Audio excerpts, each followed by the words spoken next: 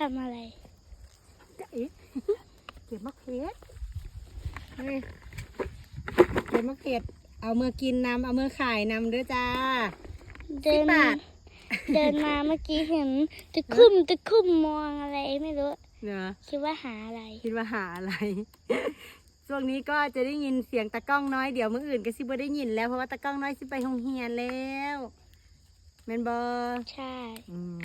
เดี๋ยวจะน้อยว่าเก็บมะเขือจ้านี่มะเขือในสวนเฮานี่แหละบ่ได้มา2-3 มื้อมะเขือสุกล่ะเมื่อกี้สาวต้นหอมเพิ่นก็เก็บค่าแม่อันโหดผักอยู่เพิ่นเก็บค่านี่